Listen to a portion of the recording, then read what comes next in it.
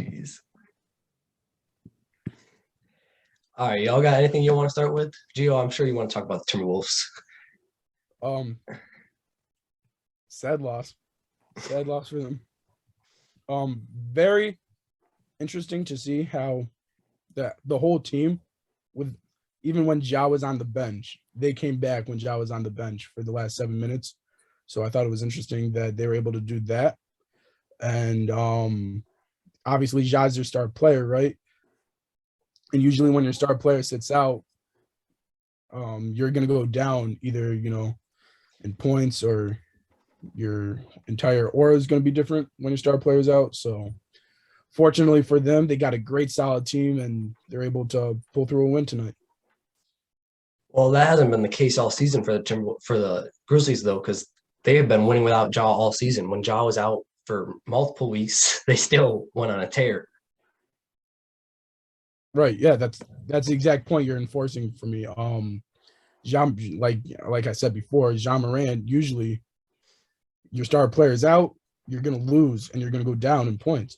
So it's interesting to see that when he is out, like you said, multiple weeks, they're able to get some wins in, they're able to keep going.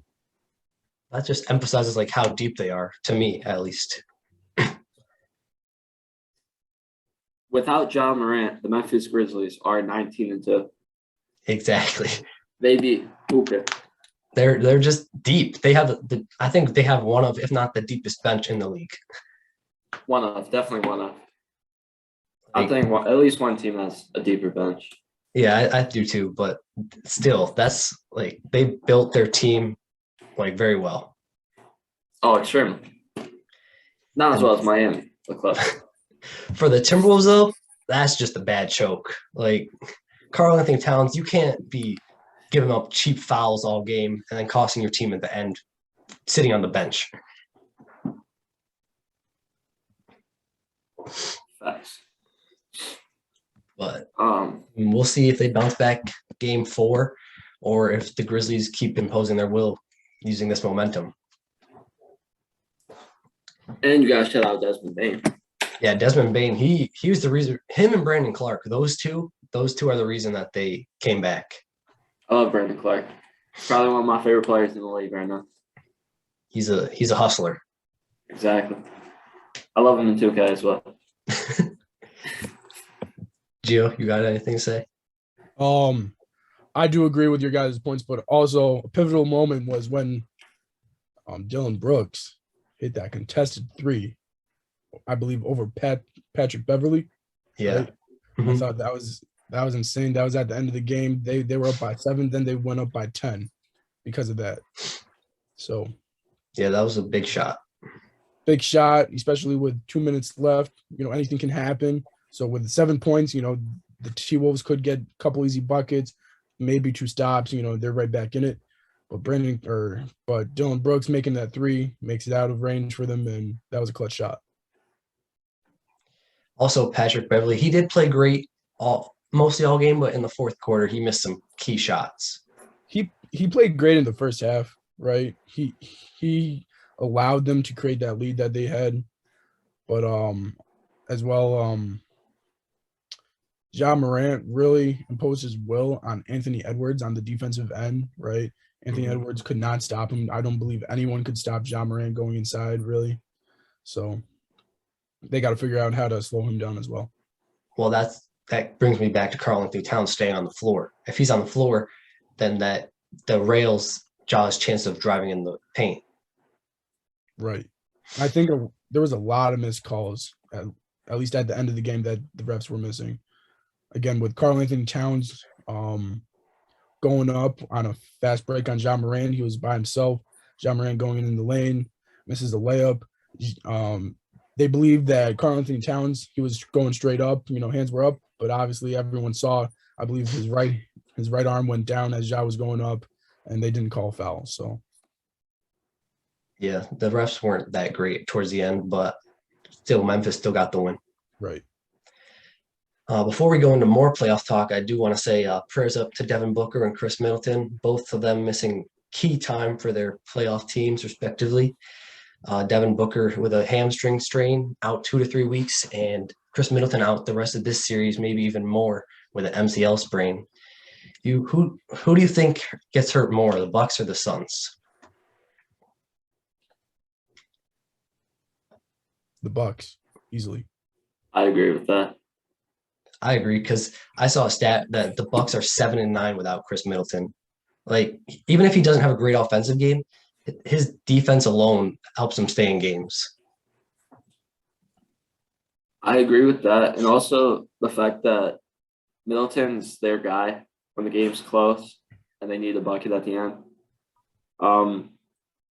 We saw against Chicago come closing time where Giannis is trying to put the ball in the basket, but they just needed Middleton there to also kind of take the weight off his shoulders. Although Booker is massive to the Suns, Chris Paul is really the core. Like, you guys got anything to add? And they're just so deep. Like, the Suns are much more deeper than the Bucks are, in my opinion. And like, Cameron Payne's not that bad. Like, he can start. Facts. I wouldn't forget about that boy Cam Johnson, especially Also, when Landry Shamet. Right, but Cam Johnson though, he's a bucket when you need him to be a bucket, right? And he's not afraid of that big moment. Obviously, Cameron Payne, great defensively. He'll get in your head like a Patrick Beverly. Shamet, he's a great shot as well. But for me, I really feel like with the size of Cam and the shot ability of him, I believe that he would be a better start. And I feel like you said, they're just so deep. They have so many guys they can go to. Where on the Bucks, it's Giannis, it's Bobby Portis, who did get injured last night, and it's Chris Middleton. So, yeah, for sure, it's going to be tough for the Bucks. I still see them beating the Bulls, but if he's out for that next series against either Boston or the Nets, that's going to be tough for the Bucks. I wouldn't really cruise past the series. I really think the Bulls have a chance now, especially. I think they could force it to 7. I really do. I think they can force it to 7, and even with just Giannis, right? You got pretty much the majority of the Bulls team healthy, right?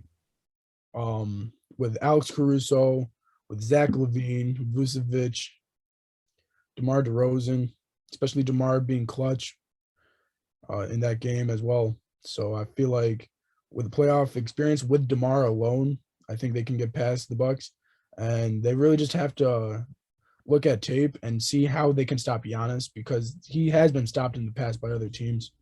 And if you're able to do that, then obviously they have a chance to win the series. Yeah, I pin this on DeMar. If DeMar doesn't play, if DeMar plays like he did in Game 1, Right, then they're going to lose in 5 or 6. right. But if he plays like he did last night, then they could push it to 6 or 7. They can push it to 6 or 7, and I believe they actually have a fair chance of winning the series if he plays. Yeah, like that. So I agree. But Alex Caruso on the defensive end is very underrated. I feel like just being a man-on-man, defender, is one of the best in the league, and he's a huge part of why they could win the series as well. Yeah, and the Bulls trust him. They put him on Giannis in Right. the late game situations Right. last night, and that shows you how much trust they have in him. Exactly. With his Because size differential, you don't expect that. Well, it doesn't matter because he's so smart defensively. He understands how to play a larger opponent, or he understands how to play a smaller opponent like Steph Curry, right? Yeah. And he's got the heart of a lion, which means he's able to just will himself to play at the level of Giannis, right? Giannis is so big and aggressive. It's taxing on the body to play against him, especially in the paint. So for Alex Caruso to do that, you got to have a heart of the lion. Yeah, for sure. There's another game going on right now, the Jazz and Mavericks. As of right now, the Mavericks are up 17. And if they go up 2-1 without Luka Doncic and the Jazz go down 2-1, that's bad for the Jazz. Right. Like, I don't understand. I mean, I get the Mavericks are good, but Luka brings them to a whole nother level. Like, how are you losing by 17? You got to be better than that. At the same time, you are fully healthy, right? Being the Jazz for the most part. And just like in other games, right?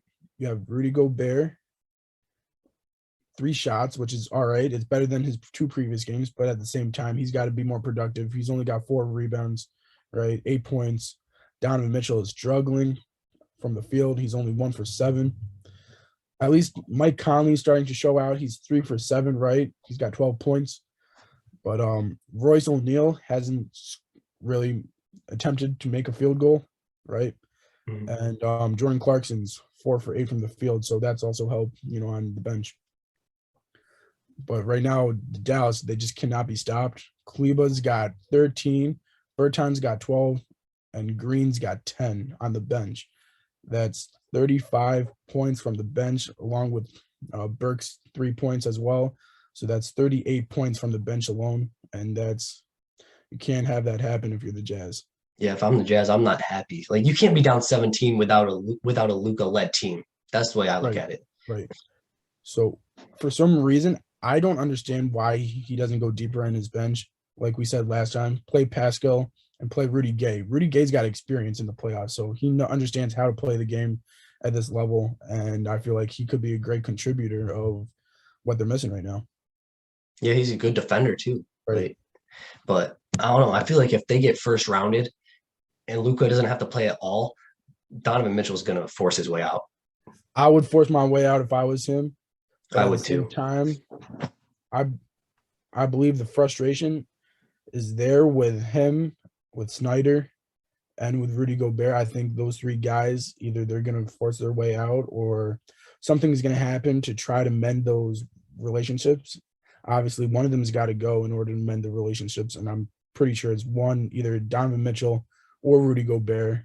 I think um, if you are the Jazz, you do want to get rid of Rudy, like we have been saying, but at the same time, your best option is to get rid of Donovan Mitchell because that's the most you can get. Yeah, honestly, I think if they get first rounded, I think Quinn Snyder is going to get fired. I think he gets fired and you guys sign him. I don't know. As a Lakers fan, I like it for the regular season because they're great. He's a great coach in the regular season, but he's Right. never showed up as a play in the playoffs. He's never showed up in the playoffs, but at the same time, like I've been saying, you just need to get LeBron to the promised land, right? And then he'll take it the rest of the way. Him and Anthony Davis alone, as long as you get them into the playoffs, they'll take over. They understand how to play playoff basketball, how to win a championship. And if you can get a couple extra pieces for them, then I think they'll be fine. Yeah, I could see that because I mean, LeBron's brought awful coaches to the finals before. Right. And although Donovan Mitchell's Donovan Mitchell, he's not LeBron James. I feel like LeBron James has more credibility than Donovan Mitchell. And I feel like although Quinn Snyder will put his coaching ability, to the test, Mhm. LeBron James will tell Quinn Snyder, this is what we got to do, especially in the playoff basketball, in practices and whatnot. He's going to tell Quinn Snyder, this is the lineups I feel like we play best at, and they'll be more in tune with each other. And I feel like that'll work more as a dynamic. Yeah, I can see that. But I mean, the game's not over. They can still win. There's still a whole second half to be Obviously, played. we just saw We just saw 20, it. Yeah, right? insane comeback. Yeah. So 20 it's points. not over. Exactly. They can still win for sure. But Especially since Donovan Mitchell he's not shooting right now. He can heat up at any moment. So exactly. And it's their home court. So exactly. But I would like to talk about the Celtics game last night. I would too. And I've got a question for you after we talk about that game. Okay. I have to call out Kevin Durant. I know he won't watch this, but if he wants to be known as the best player in the world, he needs to step up in the playoffs. Exactly. It's that simple. Like you can't be shooting 37% and 23% from the field in back-to-back games and expect your team to win. Right.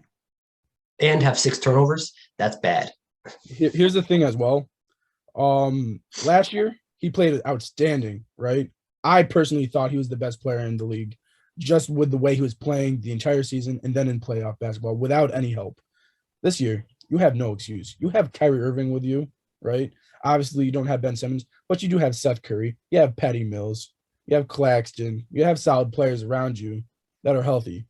And for Kyrie and Kevin Durant to go 1 for 7 in the second half in the last game is ridiculous. They have to play better. especially when Kyrie's, saying all this stuff, right? Especially about the Celtics fans and all that. He's got to have the same game as he did in game one. And I believe everyone expected Kevin Durant to play better in game two. And right now, the Celtics found a way to shut him down, right? And like you said, if you want to be the best player, LeBron James figured out a way. 2018, when the Celtics had number one defense, and he didn't have a squad like I believe that the Nets have right now. Yes, he had Kevin Love, but that was pretty much it. He had a great, he had a bunch of side pieces and a bunch of great role players, but it wasn't this group. And LeBron James had to do the offensive responsibility that Kevin Durant has or more. And he contributed and he did it and he beat them. So Kevin Durant's got to figure it out if you want to be the best player. Yep. And I also call out Steve Nash and his coaching. Like if you realize that Kevin Durant and isolation isn't working, like Right. it wasn't working in the first half. Why do you keep doing it the whole game? I don't understand that. And the thing is, he's a very smart basketball player. Yes, he's smart, basketball minded. He's so young as a coach. I believe this is his third season as a coach. This is his third season as a coach. I believe people are giving him too much responsibility on the fact that he's on a great team that's supposed to win a championship with Kevin Durant and Kyrie Irving. But like I said, he's so young. He needs to go through experience to become a better coach. And he has been getting better throughout, games and whatnot. But in these types of matchups, you need to make those plays. You need to make the smart timeouts and make adjustments throughout the game. And he's not doing that right now, but I'm sure he'll do that later on in his career. Yeah, every time they needed a timeout, he would not call one, and I didn't understand it. Right, exactly. But honestly, I think if they get kicked out in the first round by the Celtics, I think he will be fired. You believe so? I do. At the same time, right? You have a great Celtic squad, right?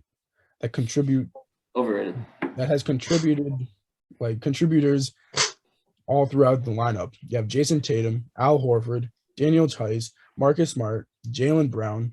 Grant Williams showed up last game tremendously. Pritchard had 10 points, right? But the two people that I think most is entertaining, Al Horford and Daniel Tice. When Bruce Brown made those comments, I believe those two guys really. That's correct. What? The singer? No, Bruce. Oh, Bruce Brown. No, but I heard you wrong. It's all right. Bruce Brown made those comments about Daniel Tice and Al Horford, and KD shut him up, right? But he did say those comments live. So Al Horford and Daniel Tice took those comments personally, right? And now they're coming back. They got 16 points and Al Horford, 15 points from Daniel Tice, 6 rebounds for both of them. So both contributing more than what people expected. Yeah, I just don't feel like Steve Nash is the right coach for the Nets right now as they're in win now mode. But I also feel like you got to give praise to the Boston Celtics when praise is due. Oh, yeah, for sure. I mean, they're the best defensive team in the league, and that's showing on their clamps by Kevin Durant. Kevin Durant. Best defensive team, as well as they got clutch shooters all around. Like Jason Tatum and Jaylen Brown played awful last night, and they still won. I wouldn't say they played awful. Up until the fourth quarter, I would say. Right. Jaylen was 50% from the field with 22 points, and Jason Tatum was 5 for 16. Well, they got going in the fourth quarter. Up until the fourth quarter, they were not playing good. Right. And as well, Jason Tatum did also have 10 assists as well, right? Yeah. But Grant Williams coming off the bench was the player they needed to win that game. So. Yeah. So you said you had a question for me? I did, yes.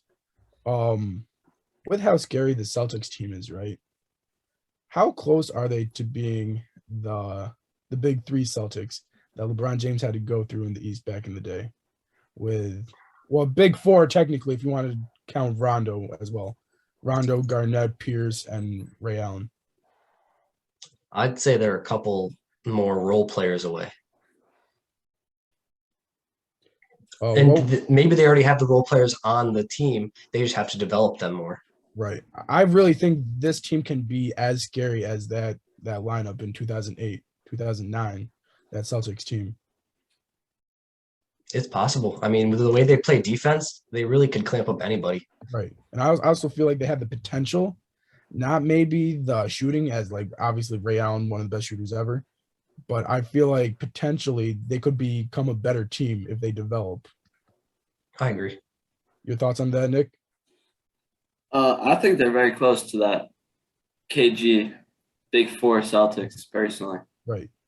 I think they have a lot of key pieces. I think the role players are there. It's just not 2011, and that teams are a lot better nowadays. Right. So it's just harder to be as good as they were because you got teams like Miami, Milwaukee if they're healthy. But I would also like to give big credits to the Celtics because they made me look stupid in the last podcast. I That would was, like that to was say, also Steve Nash. Sorry.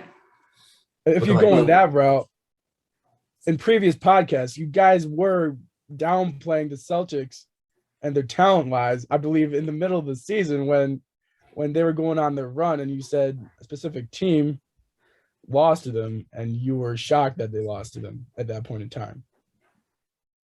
So I feel like they're really surprising everyone at this point. But the talent was there because they didn't show it at the beginning of the season. Yeah, for sure. And credit does go to first-year coach Ime Udoka too, because Yes. they were in the waters at the All-Star break, and all of a sudden they turn it up after. Right. Also, Marcus Smart deserves Yes. that paycheck he's deserving right now. At the beginning of the season, I did not believe he deserved all that money. Just because of the way he was playing, obviously in previous seasons, I believed he deserved it. But this season alone, I didn't believe he deserved it. And now it's showing, and it shows why they're paying him that much, because he's pretty much the heart and soul of this team. Yeah, for sure. I don't know. I mean, the Celtics are 47-1 when up 2-0, so it's going to be a tough stretch for the Nets. Yeah. But at the same time, who's going to be their saving grace? The Nets? Yes. I still think it's Seth Curry. He needs to. If Ben Simmons doesn't come back anytime soon, like they're saying. I think they're saying Ben Simmons is going to come back game 4, right? Mhm. Even down 3-0. I believe the Boston Celtics will win a game in Brooklyn, right? If Ben Yeah. Simmons doesn't play. And KD and Kyrie don't play as, Yeah. but as they should. Down 3-0, Ben Simmons comes back for game 4. I believe he incorporates Patty Mills more. I believe he incorporates Seth Curry more. I believe that defensiveness will, regenerate or reinvigorate for the Nets. And I believe that, they can possibly win. But at the other side of it, you never know, since he was out for so long, that he might not show up the way everyone's expecting him to. Exactly. And if that's the case, Seth Curry has to step up. Right. But either way, Seth Curry's got to step up and make shots. Ben Yeah. Simmons or not, right? So Because Bruce Brown played great last night, and it just all Right. went to waste. right. But you got something you want to say, Sam? Another dude who got buckets last night for Brooklyn. It was last night, right? Yeah. Yeah. Goran Dragic. Yes. Or yes, Yes. He was Dragon. getting buckets that game. the And ex-Heat player. yeah, but not just because he's a Heat player, but I think he had, what do you have, like 18. 16? He had Something like 18. that. Yeah. That 18? 18 points in 20 minutes.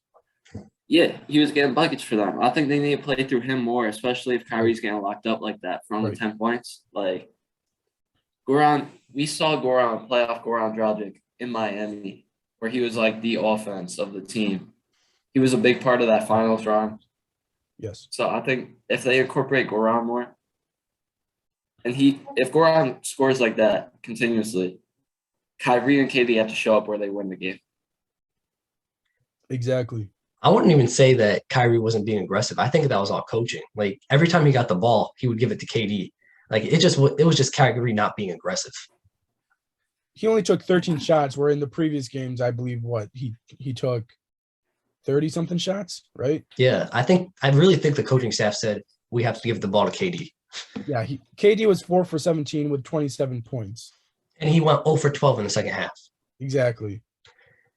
At some point, like, you got to start letting Kyrie do Kyrie things, and then that'll create open shots or like better opportunities for KD.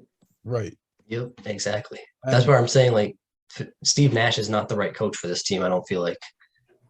and for the big man possibility, you have Andre Drummond. Obviously, you traded for him, but please give Marcus Aldridge some time because he can still ball.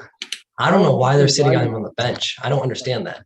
You're not giving Marcus Aldridge any time where he deserves the time, and he can still ball out. He'll still produce for you, and I feel like he's a better player than Drummond at this very moment in time. Yes, Drummond rebounds for you, but right now you need points and you need a better like basketball-minded player in LaMarcus Aldridge. Yeah, and in the regular season when they were playing him, he was Right. putting up 15 to 20. Like, I don't understand why you got him sitting on the bench. You have to play LaMarcus at some time if you're Steve Nash. I like LaMarcus a lot more in that offense too. Right. Yeah. Andre Drummond can't really score the ball like LaMarcus, so they'll just open up their offense because you can give the ball to Lamar in like the mid-range, like block area.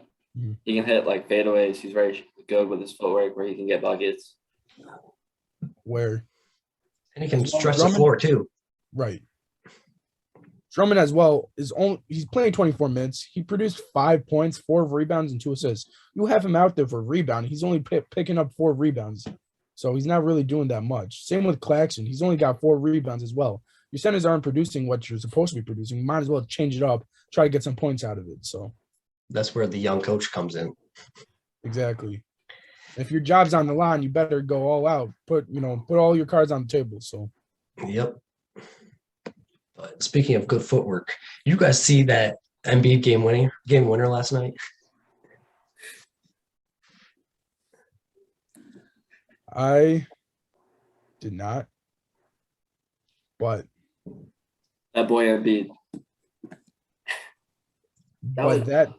I did see that Doc Rivers drew up that play for him. Mhm. And can people start respecting Doc Rivers as a playoff coach now? Once again, Not yet. It's a first round. It's a first round win. That's it. it's a And they haven't even first-round won win. yet. He But- always gets past the first round, never past the second round. He never gets to where he Yeah. needs to be. Yes, that is I at that. least Go Sorry. ahead. I at least want to see him in the West, or like the conference finals, one of the conference finals. Yep, I agree. I just don't think he was pulling these plays out in previous years, at least in the last 2 or 3 years when he was on the Clippers and when he was first year on the 76ers. But I think he's a better coach nowadays, but yeah, I agree. But I mean, playoff wise, he needs to be better. But Joel Embiid did show us why he is who he is. And at that point in time during that game, I believe they were down by 15 points, right? In the They were down half. by a lot, yeah. So for Joel to come back and do what he did, that's phenomenal. Yeah, The Raptors had that game though. They just choked. Yeah, for sure. do you like that? Like, do you like that Embiid shot? Like, you think if it missed, people would be criticizing that shot selection? I mean, the shot clock was at 0.9. There's really nothing you could do. But like, I'd rather have him take like a midi or something more. But I think the play was drawn up for the 3, to be honest. Yeah, I think it was too. But like theoretically, Yeah, if it missed, it would have looked awful. But at Yeah. the same time, it's better having your best player shoot the last shot than not having him shoot the last shot. Because if someone else missed that shot, they'd be criticizing, well, why didn't Joel take that shot? Is he not that guy? And if he takes that shot, people are going to say, yes, he missed that shot. But at least their best player at that point in time took that shot. So That is true. If the Raptors do end up getting swept, though, do you think they should fire Nick Nurse? no. I agree, but I'm hearing rumors that he might get fired. Like, I don't understand. He was just the coach of the year, 4 years ago? And he got him to the 5th seed. Like, Right. this team was not expected to be good at all. No, not at all. This team is not built to win in the playoffs, right? Yeah, Pascal Siakam, and Anube, Birch, Fred VanVleet, Gary Trent Jr. And there's no That is Scotty not- Barnes. There's no Scotty Barnes right now. Right, exactly. So I also believe if you put a different coach in there, I don't see them even making the play-in tournament.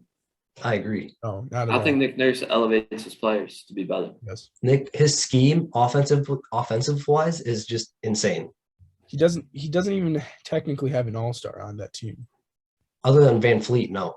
And I wouldn't even call him an all-star right now because he's not putting up all-star numbers. Whereas every other all-star is just about putting up all-star numbers. He's putting up 12 points a game, 2 for 10. And also Pascal Siakam, who was most improved player a couple years ago, is 6 for 16 with 12 points as well. Their best player right now is Anunoby with 26 points, where their two best players that should be their best players aren't putting up the points and productivity that they need to win.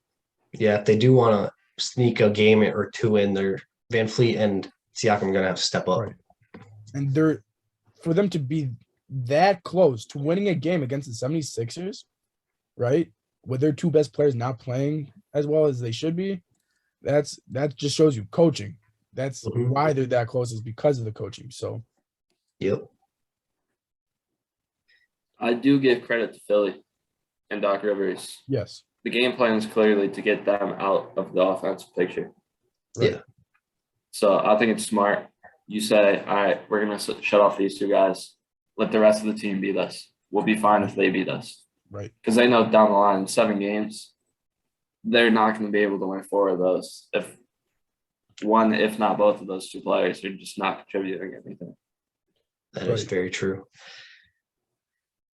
I also wouldn't be shocked if the 76ers go far in the East as well, right? Especially since the Bucks are hurt at this point in time. And I feel like they can beat Chicago, especially with Joel and the way he's playing right now. And then the only team that could give them trouble, right, I feel like is the Heat and most likely the Celtics. So I believe if they want to get to the Eastern Conference Finals, that James Harden has to step up. James Harden has to step up, but at the same time, I'm fine with it because Tyrese Maxey is taking that role. Right? That is true. He's playing the second option where people don't think he could be, but at the same time, he's proven people wrong and he's becoming that second option that they need. But at some point against the top teams, James Harden's going to have to go drop 30. He's going to have to drop 30, but at the same time, he is putting up numbers. He's got 19 points, 7 for 13, which is a good clip from the field, and 2 for 3 from 4, or 2 for 4 from 3. I mean, sorry about that. And then he's putting up 10 assists. So he is putting up productivity and doing his thing. The one person that needs to play better, Tobias Harris. Thank you. I was going to bring that up if you did. Yeah. Go right ahead. You can take over. Because, okay, sorry. You want to go first? No, go right ahead. I just want to say he's putting up 4 for 9 from the field, which is awful, right? You need to be taking more shots. And only 11 points, you need to be more aggressive. So, but I feel like at the same time, I think that's coaching. Like, I don't think they get him the ball enough. Well, that's because he hasn't shown that he deserves the ball, right? They did before, but at the same time, when you don't, use your opportunities wisely, you're not going to get the ball anymore. And you're going to give the ball to the people that deserve it, like Tyrese Maxey, who shot 18 shots, right? Or Joel Embiid, who shot 20 shots, right? So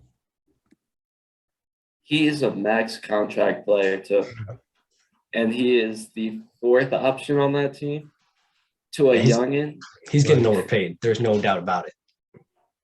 Like, I'm happy he's getting boards and stuff like he did last game, but he got brought there to score the ball. Exactly.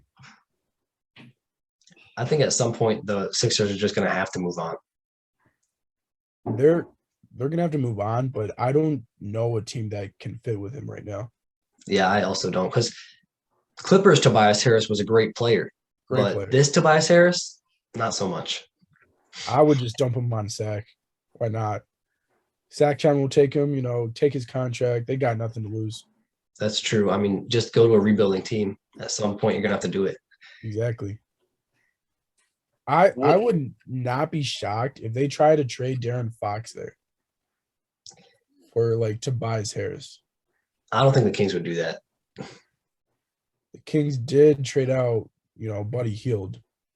So they also got rid of Halliburton too, though. So I don't know if they're going to trade De'Aaron. I don't think they would. I think they traded Halliburton to keep De'Aaron. But Was Darren happy there? I think he is. He seems happy. So as we know the saying, round and round it goes. Where it stops, nobody knows. And this time it stopped on Jake. So this time he left you guys with a cliffhanger. And what else did you have to say? Well, I was just saying, I think that De'Aaron Fox is happy in Sacramento. I didn't know personally, so I wanted to ask that because I thought he wasn't happy. But if he is, then obviously keep him there. I just know Tyrese Halliburton was happy there as well, and I thought they made a mistake by trading him, but you never know what can happen in the future. So I just think from an age standpoint, it would be a mistake to trade Tobias Harris for De'Aaron Fox. right, yeah, for sure. Since we're talking about Tobias Harris being shipped out, there's one player on a max contract on the team that he didn't really perform well on. Could you see a potential trade Tobias Harris for Russell Westbrook? No. I don't, because I think if the Lakers do end up trading Russ, they're going to want a point guard back. Exactly. They're gonna want someone that can run the floor when LeBron James isn't on the floor. They also want a guy that can run the floor when LeBron James is resting. So, And Anthony Davis is already a power forward. LeBron James is already a small forward. That just doesn't bode well for Tobias Harris's fit. well, you can put LeBron at the point. I mean, you could, but that just takes so much toll on his body. Well, at the same time, Tobias, I don't think can run the floor like any other point guard can. So True. I think you got to tell Anthony Davis to stop crying about playing power forward, and you push him back to center. That's y'all thrived when you was at center. That's facts. In 2020, that's facts. I would love to see a reunion with Boban and Toby. So hopefully he can be traded to the Mavericks for something. You never know what could happen. So Honestly, the Mavs wouldn't be a bad fit if we're thinking about it. Right, yeah. But something needs to happen because I feel like he's not a good fit there and his productivity could be, used better somewhere else. So Yeah, I agree. Were you going to say something, Saya? I'm trying to think. Would he fit well in Dallas? Do you think their coach would say, "Hey, Luka, take a few possessions off and let Tobias Harris try to get a shot"? I mean, I think Luka wouldn't have to do that. I think he'd just set him up, if that makes sense. Like he'd run the offense and go to Tobias, like set shot. Like it's what Tobias is good at. and Jason's kid's so smart in the fact that he's able to create space for other players like Hardaway Jr., right? Also, don't forget about Kleba and those guys. So I feel like he'd be able to do the same thing with Tobias, especially with Luka's ability to pass and find the open man. As long as he can knock down the shot, I feel like he'd be good. I agree. Before we wrap up, I know you wanted to talk about CP3 and Scott Foster, Gio. Yeah. I feel like the only way, obviously, because Devin Booker's hurt, is if CP3 thrives in this series. And for me, I still personally believe he's one of the best point guards in the league. I also believe he could be the best point guard in the league, depending on the night. And I feel like Scott Foster is the only thing in his way from pulling out this series. Because Scott Foster, when he refs against him, well, not against him, when he refs his games in the playoffs, he's 14-0 against CP3. Right? CP3 has not won a single game when he refs. So, and we all know what that relationship is like between Scott Foster and CP3. So hopefully CP3 can make a run and break this, terrible curse he has against Scott Foster, and then he can win the series. That's at what point does the NBA look at that and be like, all right, this one player has not won a single game with this ref? That's what I'm thinking, because that's what I'm saying, because it's clear that the calls that he calls on Chris Paul are awful. Like, and there's a reason that Chris Paul hates him. Well, That's so wild. what would you remember that time when LeBron first got double teed up? First time ever in his career when he got teed up by that ref. Has that ref ever refereed a LeBron James game again after that? Does anybody I know? don't think so. Yeah, exactly. I don't think so. So why would you have Scott Foster ref, CP3? Yeah, I don't know. I feel like it's more for the entertainment value, right? Because you're getting more Yeah, I was entertainment with Scott Foster and CP3 than you would any other ref, right? With CP3. So it's all about entertainment at the end of it, what you can get for, your buck. So a lot of people go to LeBron games to watch LeBron play as well. So for him to get double teed up, a lot of fans probably got mad that they couldn't watch him play the whole game. exactly. And LeBron's one of the best to ever do it. So it's just That's true. At the same time, it's amazing because CP3 is so great at drawing fouls, right? He's able to draw fouls so easily. It's not like he ruins the game with the way he draws fouls. He just uses it strategically, right? And I feel like Scott Foster doesn't acknowledge that, right? Anymore. He treats him more like James Harden than anyone else. And CP3 knows he's, getting committed a foul against him, and Scott Foster doesn't pay attention to that. Yeah, I agree. But CP3 should prevail and beat the Pelicans. Otherwise, I feel like CJ McCollum is going to light them on fire. And don't forget about Brandon Ingram. That boy's a bucket too. Brandon Ingram has returned for some reason. He was gone in his hiatus this year. He hasn't been showing up, but last year is back. That version of Brandon Ingram is back. So thank goodness. I wouldn't say he played awful this year though. I thought he was going to continue his progress and get better. I didn't think he was going to take a turn the way he did, right, for the most part. I mean, he still averaged 25, I think. Right. So, I mean, it's not awful. No, but I thought he was going to improve more, and I thought they were going to win more when he's been playing that way. And obviously they didn't until they traded for CJ McCollum. Yeah, I think now they figured it out how to play with each other, so it's great to see. Yeah, without D Booker, the Suns can't sleep on the Pelicans. No, especially Valanciunas is killing Ayton alive in the paint right now. I feel like Ayton's got to show up if he wants that max contract. Yeah, that's been the biggest issue with Ayton his whole career. Really, is defending against centers. I just want to real quick. We were talking about the Pelicans. I just want to shout out my boy Herbie Jones. Facts. That boy's. I like that boy a lot, dude. He can play defense. Exactly. He's a big part of that team as well. For sure. Also, Trey Murphy. He's a shooter.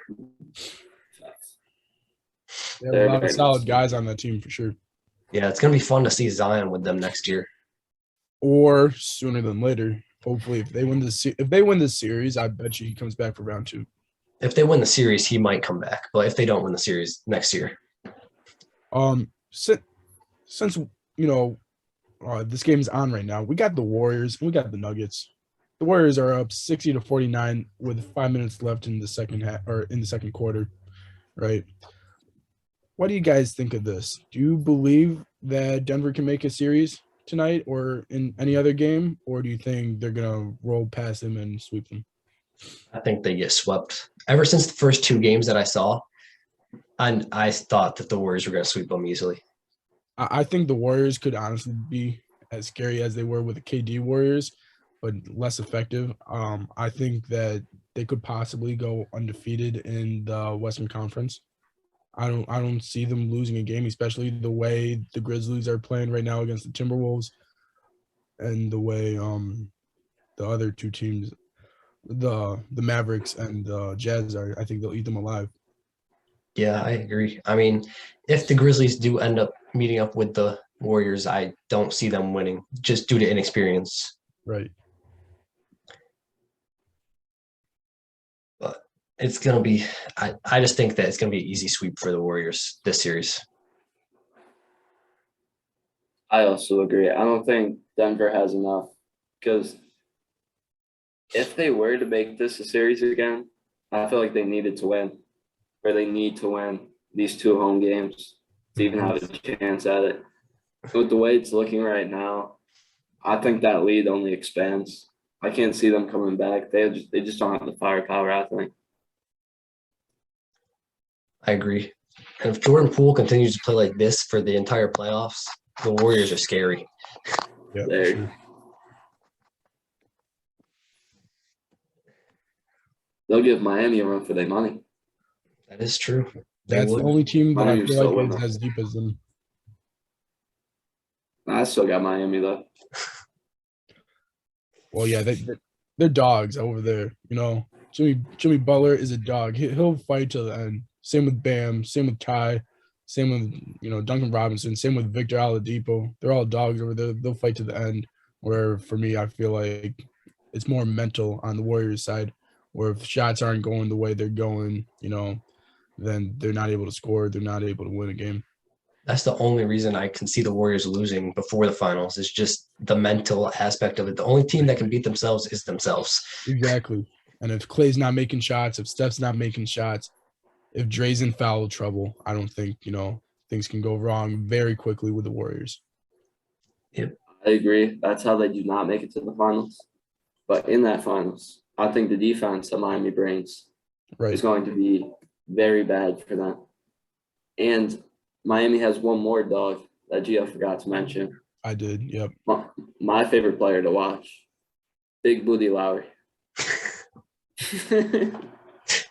Kyle Lowry is a dog. He'll fight to the end as well. I hope his productivity goes up, right, to where it was in Toronto. But it's great to see him, coming out there and playing his role.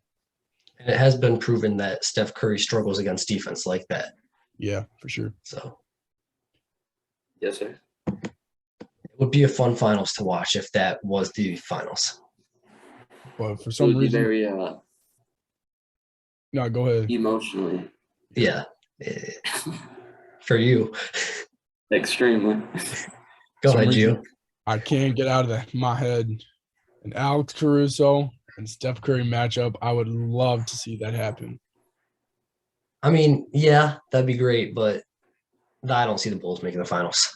I don't right now, but they can. Obviously, anything can happen, right? And the Bucks are hurt. And once you get momentum, especially the Bulls, right? Once Levine's in rhythm, once DeRozan's in rhythm, anything can happen, especially with the defense that they bring as well. So that's true. I mean, the East, as of right now, is looking wide open. Pretty wide open, except for the Heat. Especially if the Nets get kicked out. Right. Like I feel like Miami and Boston are the top 2 dogs that are going to be fighting. Everyone else, they have a chance, but it's going to take something remarkable from their team to beat those 2 teams. So I agree. Sorry, you want to go first, Jay? No, go ahead. Do we have a timetable on Middleton? Because that'll determine if the Bucks are still in it for me. 3 weeks. Not yet. Isn't it 3 weeks? There's no timetable yet, but usually MCL sprains are 3 to 4 weeks, but he's going to be reevaluated in 2 weeks, is what they're saying. By that time, I think the series is going to be over, right? Yeah, the series he's already missing the rest of the series. Yeah, exactly. So that's tough. Like the Bulls just got hope. They have hope, exactly. I just hope Chicago don't hit the injury bug. I hope they got it all out during the regular season. Right. I mean, imagine if they had Lonzo. Yeah, I felt bad for him. I saw his face last night, and he just looked like he wanted to be out there helping his teammates out, especially when he has improved so much, and he loves the teammates he's with right now, right? Great group together. So I'm also sure he does because it would have been his first playoff appearance. So first playoff appearance, and it would have been so fun to watch that group together, especially with the great basketball mind that Lonzo has. He'd be able to pass the ball, especially now that he's shooting at a high clip at 40% from 3 when he was healthy. So, and he's a great defender too. Exactly. Next year they'll be very scary. You never know if they can add another piece. If they had Lonzo, I don't think they would have felt a 6 personally. No, they would not have. And I don't think they would have fallen this far. Sorry, Jeff. They would have been a threat to the Heat. They really would have if they had Lonzo. I don't believe so. But they do go deep though. If they had Lonzo, I don't think they would have fallen in the standings like this. but I would not see them going far regardless. I think injuries are helping them where they could potentially make it to the next round. But with their wing depth, like their wing defense, I don't Right. Yeah. see them going very far. Also experience as well, right? Most of those guys aren't experienced. I think DeMar DeRozan has the most experience on that team. I think that adds up to be more than anyone else combined, right? So if they do go far, say they do have hope, right? They go far this season, they'll have a better chance next season because everyone will have the experience of going through the playoffs. So Yeah, I agree, but I don't know. At the beginning of the year, I did have him going to the Eastern Conference Finals, but that's before all these injuries hit. It's just gonna be tough now. I feel like. for I sure. would say Caruso has the most experience, though, personally. Well, DeRozan has the most experience of the most playoff games played, right? Yeah, I agree with that. But But Caruso got the farthest at the same time. yes, he did, and he did get the championship with LeBron James. He understands, championship mentality. So yeah. All right. Sorry. I'll be right back. 2.5. All right. with the Los Angeles Lakers, your team, Jake. Yes. So yeah, it is a great team they have created over there in Chicago. sure. And for some reason, people thought they were going to be the Suns, right? They weren't going to have any success for a long period of time. And it's great to see that the Suns, right, Mhm. Chicago are, in the come up. Atlanta, the Cleveland are all in the come up of, teams are getting more solid. I feel like next year, I know this is off topic for right now, but people are going to sleep on the Magic, I feel like. And I feel like that they can be the next team to come up, either them or New York. So I could see New York. I don't see the Magic yet. They're still rebuilding, I feel like. they're still rebuilding at the same time. They do have Wendell Carter. They do have a healthy Markel Fultz, hopefully, right, next season. When Markel plays, I feel like that team's a lot better, right? Especially since he was in the running for most improved player when he was healthy. So I don't know. I think they need I think they need a little bit more role players and at least one star to go there, but it's not very attractive is the problem. right, exactly. And don't forget about Jalen Suggs. I feel like, he had a great, year and he had experience now, so he can work in the offseason and get better. So Yeah. I'm just gonna say that watching the Bulls makes me miss Caruso, and I wish we didn't let him walk. yes, Alex Caruso is probably one of the most fun defenders to watch right now. It's just mind-boggling the way he defends, and it's so informative, right? Just to see how the technique he uses to defend other offensive players. So And when he hits his shots too, that just makes him even better. exactly, Like last night, he was hitting his right. shots. Exactly.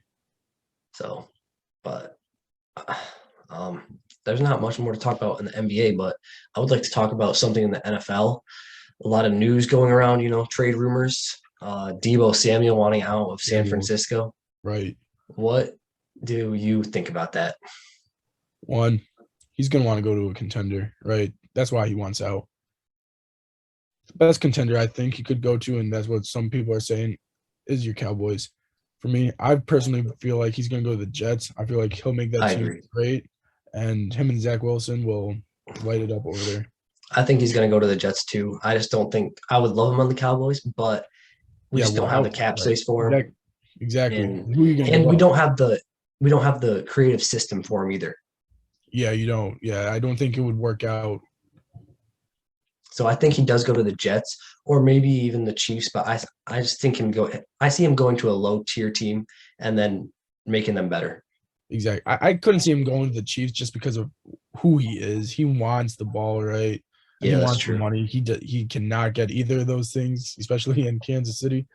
So the Jets, they're able to pay him, and he's able to get all the time he wants, all the ball time he wants. So hopefully Zach Wilson and him can make some noise. Obviously they're not going to take anyone in that division. That division is stacked, right? But they can make some noise. They'll get better, and then hopefully, they'll create a winning, franchise later on. Yeah, and that's if he actually gets traded and goes to the Jets. Exactly. Yeah. Exactly. But yeah, that's the crazy news there. And another crazy thing is Jay Wright retiring from Villanova. Yes, that for me that was shocking, but not shocking as well because he has been there for a long period of time, right? Yeah, How many titles has two? I think he's won like two. I think yeah. Two, right? Yeah. So he has won two, national championships, which is great. And for him to be retiring, it's great to see that's someone else coming up, under him. So Yeah, for sure. Jay Wright, great coach, right? Hall of Famer, and good for him. It was great to see him, coach Villanova, and hopefully they can create a new. A lot of coaches right now are retiring, which is shocking to me, and it's sad to see because that just reminds me that all the people that I've seen growing up, like coaching wise to player wise, they're starting to retire, right? For the majority part, one of my favorites, Vince Carter, retired, right? Carmelo's soon to retire. LeBron James, Dwayne Wade already retired. Chris Paul is going to retire soon. All these guys that I'm accustomed to watching, right? All these great players, all these great coaches, they're going to retire soon. So it's interesting in that standpoint to appreciate what we're, able to watch, especially right now with Chris Paul. I personally feel like just because people don't really appreciate the way he's playing the game right now, Yeah, because I he agree. really is. I think personally, I forgot to ask this, but I think he's the last true point guard we're ever going to have. I agree with that. I think he like the way he runs offenses Yeah, and the way he like just picks apart defenses and right, can score at will. right. I agree. He's going to be the last because everyone else shoots, right? Yeah, CP3 shoots, but he runs the floor. Everyone else aims to shoot. Trey Young, I feel like, yes, he says he passes. He aims to shoot. Steph Curry, best shooter ever, aims to shoot. mhm. Ja Morant even attacks. He doesn't really pass. He doesn't run the floor like, Chris Paul. And I don't think we're ever going to see that again. So I it's agree. unfortunate, but appreciated when we still got him. I will say that John Morant did have a couple of very nice passes tonight. Oh, he always has. He always has. He's got the goggles, man. But no one can run the floor like CP3, right? And it's Yeah, great to watch. And I feel like, I would love to find someone to run the floor like him. I agree. But I I mean, don't think it's gonna happen. no, because everyone, like you said, everyone is every point guard in the game now is modeling their game after Steph Curry. Exactly. Or every player, not even just point guards, every player is aiming to shoot the ball now, right? Yeah, Dribble and shoot. No one's trying to run the floor to pass the ball like Chris Paul has in the past. and that's why I would say like when DeMar DeRozan, like if that it's not gonna happen for a while, but when he does retire and that mid range game dies, like the Kawhis and DeMars, like that's gonna be sad to see too. The Kawhi, the DeMars, the Zach LaVine, even the LeBron James, Carmelo Anthony, the jab step. No one jab steps like Carmelo Anthony. No one in the league, right? Yeah, It's going to be sad to see that, especially also at the same time, we're going to have dunkers. We're not going to have dunkers like Zach LaVine, Aaron Gordon. We're watching the greatest players around, right? Do the thing that they love. And we should appreciate all of them, right? Because we're not going to get these same players again. So, yeah, for sure. I didn't even know that Jay Wright was that old. Actually, I thought he was like 45, but he's actually 60. yes, exactly. So, but time does take a toll on you, right? Yeah, Especially coaching. It's a very stressful job, especially with recruitments in college and all that. And you also have to focus on the academic reports as well. So that I mean adds another stress level.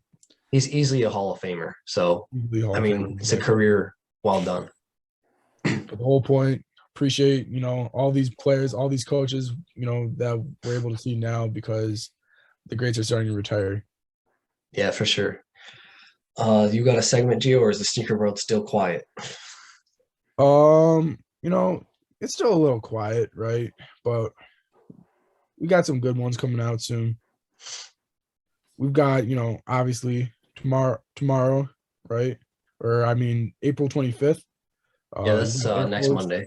Yes. Air Force One, Billie Eilish, she's coming out with her own, Air Force. So that's pretty interesting. It's cool. It's also interesting to see that, we got a couple dunks coming out like usual. We got LeBron James, thank goodness. Sam Davis, LeBron James 19's coming out I April didn't know that. 30th. Yeah, April 30th. So those were supposed to come out, and now they are. Thankfully, we're getting great colorway in LeBron James 19 signature shoe. It's gonna be fun. I'm gonna have to cop those. Yes. But there's not much going on in the video game world, so I'll just hand it off to Saya. For music, I'm gonna talk about the Kid Leroy. He's finally dropping new music tonight in 20 minutes as we're recording. 40, sorry. I think it's a single he's dropping, but that just means an album coming soon. So I'm excited for that. Yeah, he's a great rapper. He's like the closest thing I got to Juice. Sorry, didn't mean to cut He you off. is reincarnation. That's facts. Because he has like the same exact music as Juice too. Yeah. Oh, he did, obviously, look up to Juice, right? Was with Juice and saw inspiration through Juice. And so thankfully we're able to see that same style through Kid Leroy. So that's all the time we got for today. We'll see y'all next week. Peace. Thanks for watching. Hey, thanks, guys. You already know what to do. Hit that subscribe button, and we'll see you on the next one. Peace. Peace. Like, comment, whatever you found. Subscribe.